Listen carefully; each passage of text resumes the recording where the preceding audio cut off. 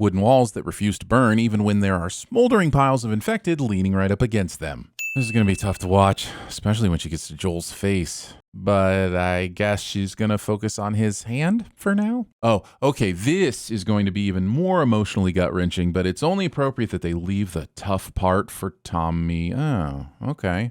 I guess that left arm's just going to be really, really clean, huh? The sheet is only here so Pedro Pascal could have the day off.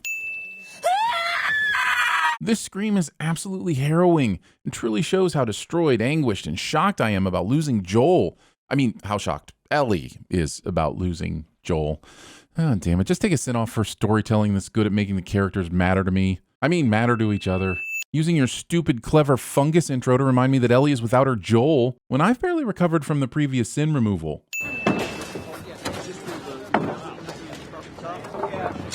Captain Wyoming can do this all day. Cliché. Everyone were as healthy as you. What would I do for weed and booze? You meet Jerry behind the Circle K like everyone else. His friends call him Road Dog.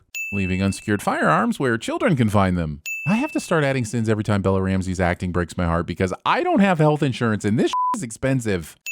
Made you cookies.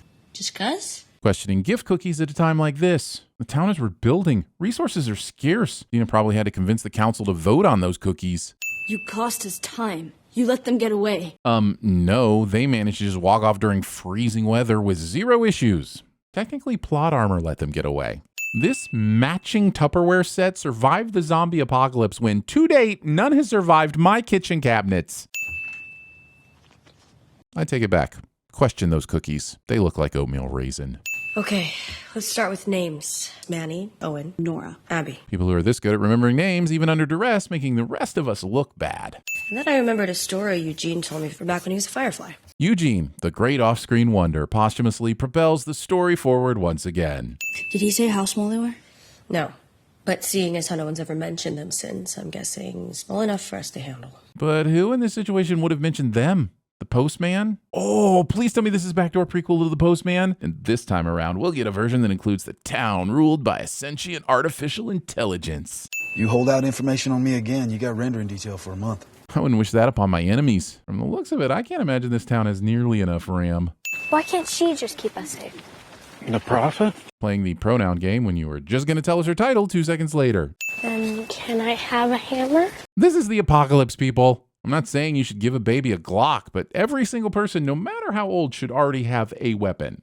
Tell me, you feel safer? Yes. I like a kid who can appreciate a good hammer.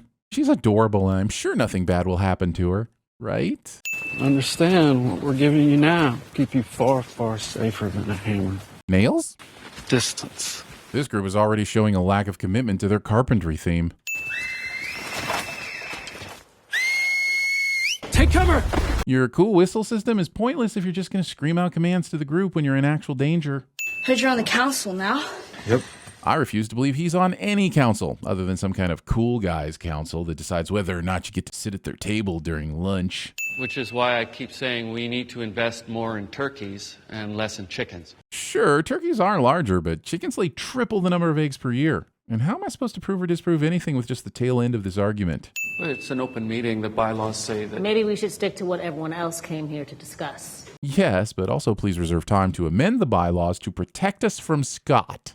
Yeah, Joe meant so much to so many of us. Kids. That's what separates us from the raiders and the murderers, our capacity for mercy. Those sons of bitches don't deserve our mercy. They get caught up talking about mercy when the more obvious difference is that you have stuff they want. What, we gotta forgive everybody when they show up and piss in our eye? Certainly not. But a better question no one is asking is how does someone even get into position to piss in your eye? The sin is not exercising more caution when they started unzipping. They came into our house. Technically, they were several miles outside of your houses. I'll accept whatever the council decides. And then the season ended right there in the middle of episode 3. It was short, yes, but wrought with emotion. We all know they can't hit it that far. Can you imagine hating kids so much that you taunt their puny muscles by sitting in the outfield? You want a beer? Get them for Marshall. Considering the currency for therapy in this town has been well established to be weed or booze, I think this outs Marshall as a patient and is clearly a HIPAA violation. I'm supposed to see a shrink myself, to process it all. You could always train someone to become a therapist in between rendering detail. I'm sure there are plenty of people who would like beer and weed in exchange for listening to someone yap. Well, there's a difference between lying and being a liar. Is there? Is there a difference between murdering and being a murderer? Or keeping bees and being a beekeeper? What is the line? Turns out nurture can only do this much. Sure, if you like embracing false dichotomies based on an outdated premise. We all put our pants on one leg at a time, and genes do not act independently of their contexts. Who is it? Dina is doing a great job all episode of interrupting Ellie right in the middle of things, as if through some kind of power of uncanny magical convenience. Provisions. Travel light but smart.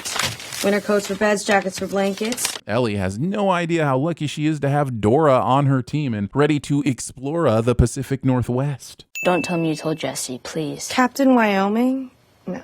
I don't think Captain Wyoming is as mocking as the show was hoping it was. It's no Captain Connecticut, but it's still pretty good as far as nicknames go. The best part of never waking up is Folgers on your grave. Trotting, trotting, trotting. Excitement.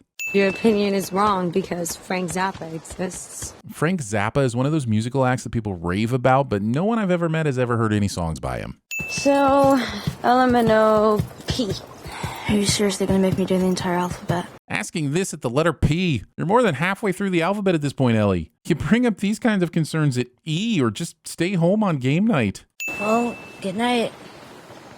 Night. You guys aren't going to sleep in shifts to keep your eye out for, and I cannot stress this enough, the cordyceps zombies? You're gay, I'm not. Are you sure about that? Does it ever strike you as sad? Jesse? Yeah. Has he ever told you why? How is the answer to this not everything? You're living in a post-apocalyptic Wild West where a good day is not having to bury your shit to hide from predators. Ellie?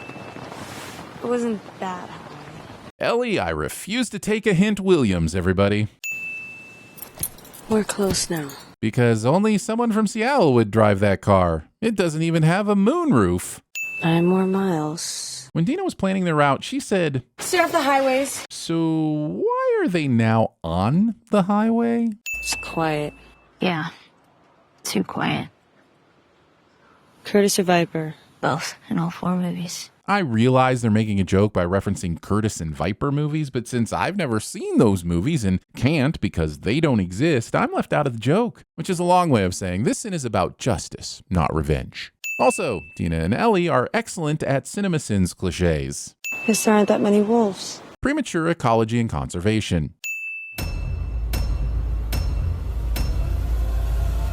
This is so boring and forever taking. Then can I have a hammer? I don't know. Can you? Seth, sit down. No! You're not on the list. No! Anyone who believes that I'm getting out, please shove the bunting up your ass. Go Razzmatazz. Go Razzmatazz. Lost everything. Who is it? A Timothy at Circuit City Stores.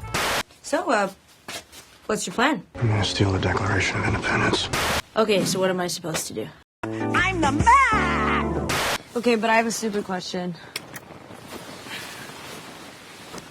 Which was more culturally significant, the Renaissance or Single Ladies by Beyonce? Seattle. Yeah, it's pretty ugly.